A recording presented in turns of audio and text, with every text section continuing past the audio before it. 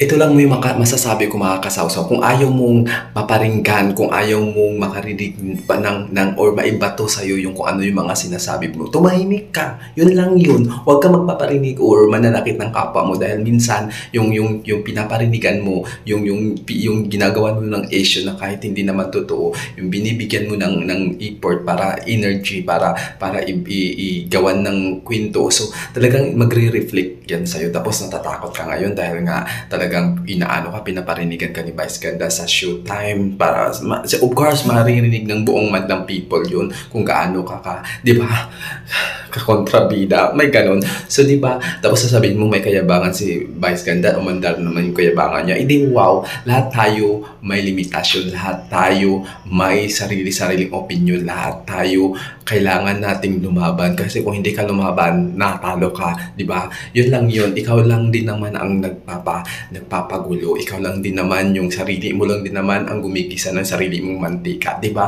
Issue ka about the barkads, about it Bulaga, about its showtimes, pinagsasabong mo sila pero hindi mo alam na mga magkakaibigan, magkuklose lang mga yan. So, di ba, nakakaloka. Tapos ngayon, kung paparinigan ka sa its showtime, kung aanong ka ng time at effort ni Vice Ganda para parinigan ka, tapos naluloka ka. So, bago ka magsalita about sa opinion mo, dapat isipin mo mabuting kung talagang nakakasakit ka ba ng damdamin o hindi. Dahil tayong lahat naman mga kasawsaw, tumatanda tayo. Dapat tumatanda tayo na hindi power. Tumatanda tayo ayon sa ikakatanda natin, Char. So, di ba? Tapos magagalit ka kung bibigyan ka ng issue, kung paparinigan ka. Pero, sino mo nangunguna, di ba? Si ikaw naman din. Hindi ginagrab ni Vice Ganda or maybe Vice Ganda ang pagiging king of social media or king of showtime noon time show dahil talagang may ibubugan naman si Vice Ganda. Ikaw, di ba? Puro ka na lang naman panira sa mga kapwa, mga artista, mga ano, di ba? Inaano mo lang naman, di ba? Si Bia Alonso, di ba? Inaanong ginawa mo, di ba? Puro ka sat-sat. Tapos kung ikaw yung napagsabihan, kung ikaw yung ikaw yung binabato at ikaw yung napaparinigan, pikon ka naman. So pikon ka, diba? So yun, bago ka magsalita, bago ka mang-asar ng ibang tao, siguraduhin mong hindi ka rin pikonin. Yun lang yun, diba?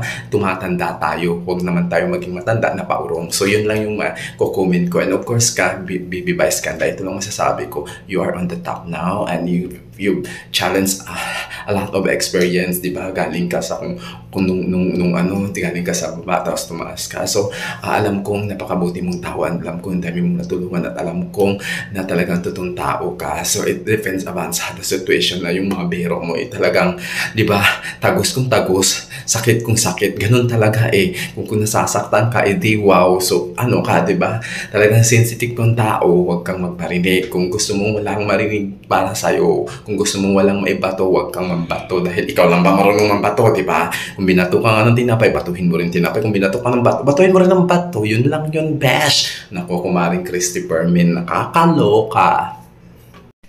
Hello mga kasawsaw, good morning sa inyong lahat at sa mga kapwa kong ka-OFW. So ilang araw nakalipas, maybe 1 week ago mga kasawsaw at talagang nag-viral itong si Madam Vice Ganda. And of course, yung team niya, kasama niya sa paglipat po niya sa GMA. And of course, lahat naman tayo natutuwa dahil, di ba, nandyan lang naman si Mami Vice Ganda, Mimi Vice Ganda, para pasayahin po yung mga madlang people at of course, yung mga natutuwa sa mga kaganapan ni Mimi. And ang dami niyang natutulungan din mga tao. And of course, talagang, di ba, na-appreciate din ni Bong Navarro yung, dahil nga, kinikip na lang ni Mimi yung mga, kung ano mga sentimental, yung mga problema sa It's Showtime, yung mga pangangailangan nila dahil gusto niya na talagang happy lang talaga. So ito po ang talagang nakakaano ng ulo ko mga kasawsaw. Ito kasing si Christy Permin and of course yung mga alapores niya, papida na naman mga kasawsaw. And of course mga kasawsaw, gusto ko lang pong ito talagang puso sa puso, usapang kapuso, usapang kapamilya. Of course, lahat naman tayo talagang nagdaan sa, di ba, mga down, talagang nagdaan tayo sa mga maraming problema. And of course, talagang nalagpasan natin yan.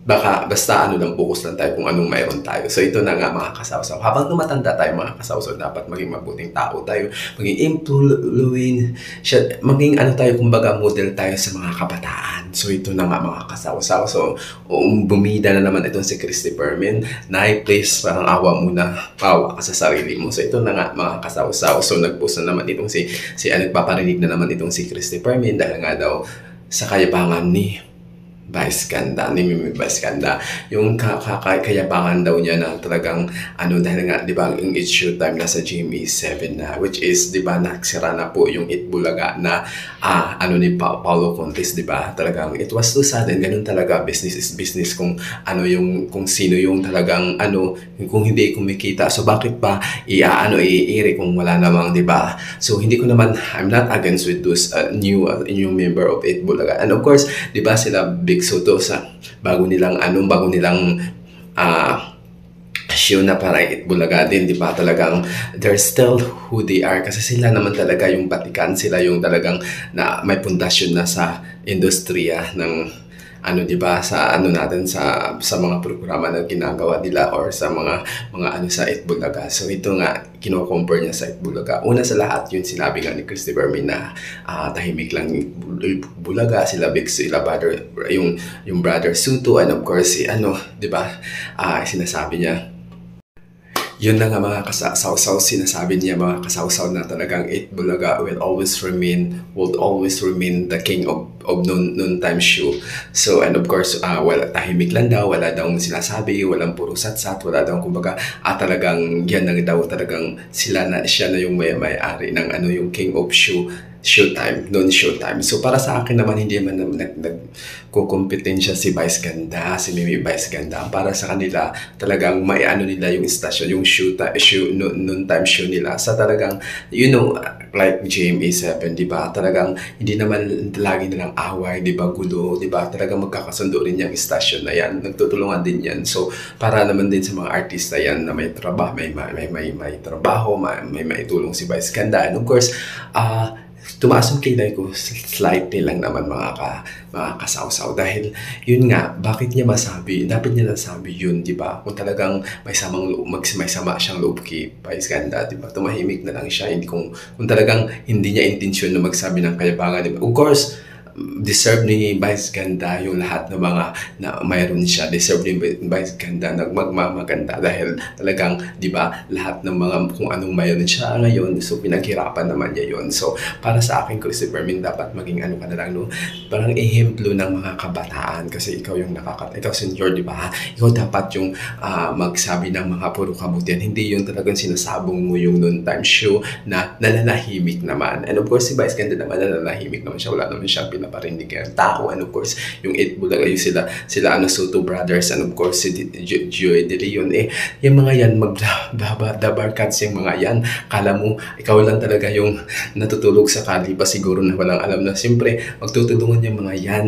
Uy, nag-iiringan yan, nagpaparinigan yan, dahil siyempre, business is business, ika nga. So, talagang nasasad lang ako na talagang nagpaparinig pa talaga siya. Hindi na lang siya gumuwi ng kabutihan sa vlog niya, gumawa ng aayon sa ikakabuti ng buhay niya, dahil maikli ang buhay, ika nga, tumatanda rin tayo, at talagang, di ba, kailangan nating mag-remark sa mga tao na kung sino ka talaga, sino si Christopher Min. Parang ganun, di ba? So, tuwan-tuwa naman ako sa kung anong mayroon ang Showtime ngayon. So, hindi naman sila nakikipag-competition sa Soto Brothers or sa bago nilang.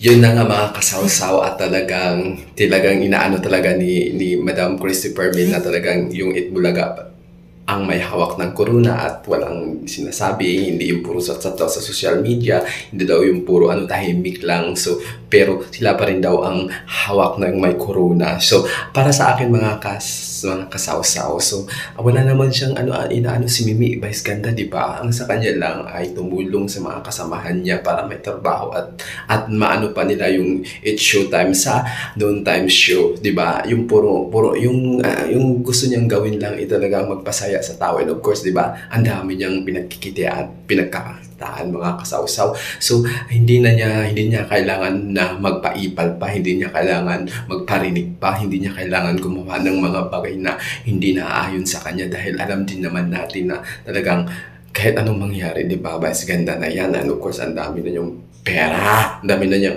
kumbaga, hindi na basta-basta yan na tao. So, para sa akin, Christopher, sana magbigay aral sa'yo yan na parang, maikli lang yung buhay mo. Sure, maikli lang buhay natin, pati pala ako. Maikli lang buhay natin, so kailangan lang nating bigyang pansin yung sarili natin, ayusin natin yung sarili natin, na wala tayong naaapakang tao. And of course, maging mabuting ehemplo nga, dahil nga, nga, markable sa atin kung ano yung mga ginawa natin nung tayo ay nandito pa sa mundong lipunan, di ba? So, nakakasad lang dahil may mga taong ganun, nakakasad. I know naman mga kasawsaw na talagang ginawa din naman niya ni Christopher Min para kumita din naman siya. Ginawa niya yan, yun yung mga strategy niya para mapag-usapan dahil nga, di ba, yun naman talaga yung ginagawa niya lahat ng mga issue talagang ginagawa niya ng content, lahat ng mga issue na even na alam niyang maano siya, kumbaga maiintriga na naman siya, mababash na naman siya, wala siyang pakialam dahil gusto niyang kumita. So para sa atin, ignore na lang natin mga kasawsaw, ignore na lang natin siya, hayaan natin siyang magputak-putak, bali respeto na lang para sa kanya. So doon naman siya kumikita sa vlog niya, doon din naman yung source of income niya. So hayaan na lang natin siyang pumutak. Pero alam naman ng Diyos, alam naman na napakabuting tao si Mimi Vice Ganda. And of course, ang ginagawa lang naman niya ay makapagpasaya sa mga madlang people. So yun lang, dapat love lang tayo. Huwag na lang nating i-stress yung ating sarili kay Christopher Min, kung ano yung putak-putak niya, kung ano yung mga hinaing niya sa social media, kung ano yung mga hambug daw si Mimi Vice Ganda. Nasa kanya yun, opinion niya yun bilang isang di ba, nasa showbiz. So bilang isang nasa social media, so karapatan niya at karapatan ko at karapatan nating lahat kung ano yung mga comment natin, whether bad or good. Pero ako talagang pag mga ganyang bagay mga kasawsaw, talagang nakakahiya, di ba? Nakakahiya yung mga bagay na ginagawa mo para lang kumita talaga. So yun ang mga kasawsaw. So dapat love.